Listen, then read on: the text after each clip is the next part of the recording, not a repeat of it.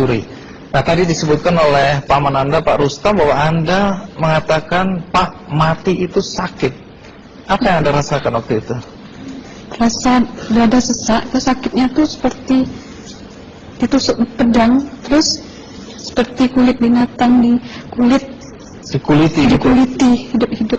Sakit sekali waktu itu rasanya. Sakit sekali. Terus di dada saya terasa sesak.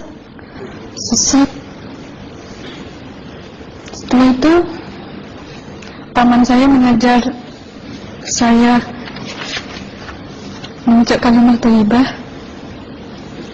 terus mengucap dua kalimat syahadat, asyhadu an la ilaha illallah wa asyhadu anna muhammadar rasulullah. Apa betul waktu roh Anda itu dicabut dari kaki gitu, Ya. Anda bisa melihat jasad Anda? Sempat saya melihat jasad saya pada waktu itu, tapi sebentar. Setelah itu saya dibawa pergi oleh dua orang malaikat ini. Dan pada waktu itu saya ingin ketemu sama ayah saya. Kebetulan ayah saya sudah meninggal. Dan suatu ayah saya meninggal, dia berusia 55 tahun. Setelah saya ketemu di sana, dia tuh berusia muda. Kok muda? Berusia 17 sampai 20 saya perkira. Anda sempat ngobrol dengan ayah? Sempat. Apa yang Anda sampaikan? Waktu itu ayah nangis. Ayah saya bilang, kenapa kamu kesini nak? Pulanglah. Di rumah tidak ada orang. Kasihan lihat ibumu dan adik-adikmu.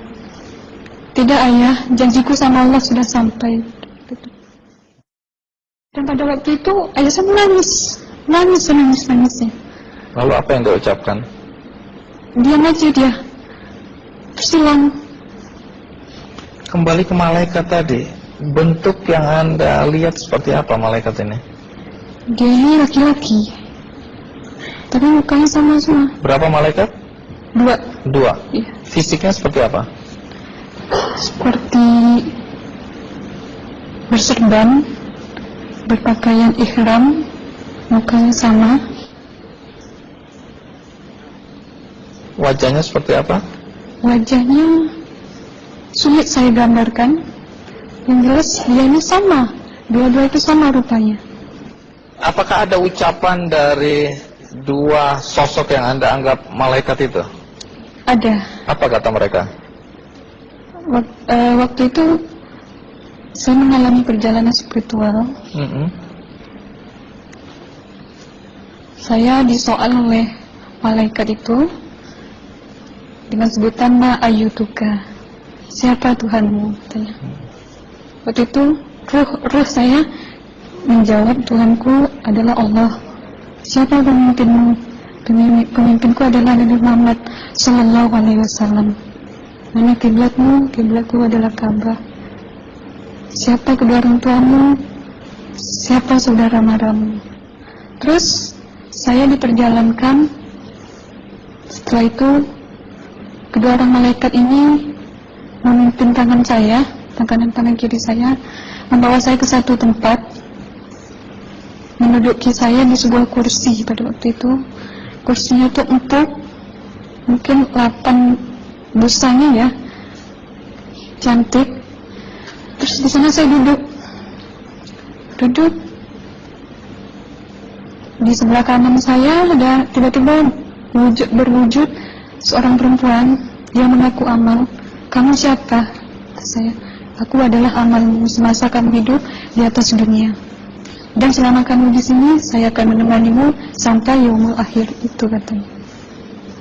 Dan pada waktu itu saya melihat perempuan-perempuan solehah berpakaian muslimah, berkerudung, mencium pipi kanan, pipi kiri.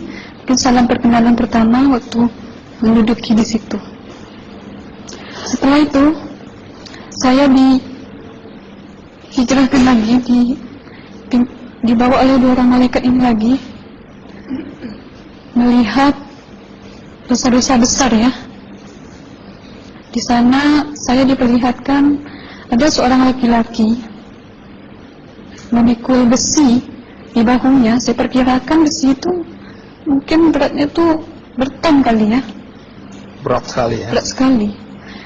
Terus dia berjalan nggak sampai ke tujuannya, berlumuran darah nanah, baunya na'udzubillah misalnya. bajunya tuh sobek-sobek. Waktu itu roh saya disaksikan oleh Amal. Saya tanya kepada Amal, roh tanya sama Amal, wahai Amalku, dosa apakah yang manusia ini lakukan sewaktu ia hidup di atas dunia? Amal menjawab pada waktu itu, sewaktu manusia ini di atas dunia, dia ini adalah menyantet orang, meneluh orang, sehingga dia berjalan nggak sampai yaumul akhir, katanya. Yang kedua, saya melihat ada seorang laki-laki saling bunuh-membunuh. Sebentar kayak gitu lagi. Waktu itu, suatu manusia ini hidup di atas dunia, dia adalah seorang pembunuh, hingga dia tidak mau bertanggung jawab terhadap orang yang dibunuhnya. Terus yang ketiga, saya melihat ada seorang laki-laki dihujam kemaluannya pakai besi panas, timah panas itu ya, hingga menembus. Waktu itu roh bilang sama Amal, wahai Amalku, dosa apakah yang manusia ini hidup di atas dunia? Amal waktu itu menjawab, suatu manusia ini hidup di atas dunia, manusia ini adalah seorang perzina. Setelah itu saya melihat ada seorang laki-laki disebati oleh rotan. Rotannya itu menyebati kulitnya tuh hingga lepas daging sama kulitnya. Itu yang mau menjawab, suatu manusia yang hidup di atas dunia, dia ini tidak pernah sholat Islam, hingga waktu matinya pun dia tidak mengucap 2 kali syahadat. Dan pada waktu itu roh sama Amal sempat menghafiz Quran pada waktu itu dengan harapan supaya manusia yang Allah siksakan ini bisa terampuni dosanya. Jadi masih sempat waktu itu ya? Iya, roh sama Amal yang menghafiz Quran, bertahzim, bersalawat, baca ayat 1000 dinar, membaca Yasin. Tapi sayang, bahkan tambah banyak, Allah tidak mengampuni dosa-dosa mereka, sayangnya. Setelah itu, akhirnya yang terakhir kali berzikir. Zikir saya pada waktu itu, subhanallah, walhamdulillah, wa la ilaha illallah, wallahu akbar, la hawla wa la quwwata illa billahil aliyyil azim. Sekuat-kuatnya nada saya berteriak. Tiba-tiba saya merasakan detik jantung ya. Waktu itu mungkin paman saya yang menyaksikan. Itu saya koma. Disitulah saudara Anda kembali ke jasad ya? Iya, benar. Jadi banyak sekali Anda menyaksikan kejadian-kejadian di alam sana ya. Nah, menarik karena waktu kami menghubungin Mbak Aslina, pada dasarnya Mbak Aslina keberatan menceritakan kembali kisahnya. Tapi kalau toh akhirnya Anda mau sampai di sini dan Anda sudah bercerita, apa harapan Anda pada orang-orang yang mendengarkan kisah ini?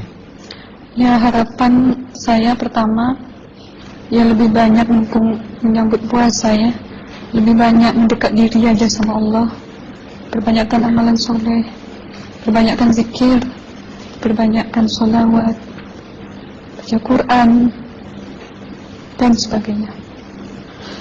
Itu harapan Anda ya? Iya. Baik, terima kasih Mbak Aslina ya, sudah datang dari Bengkalis.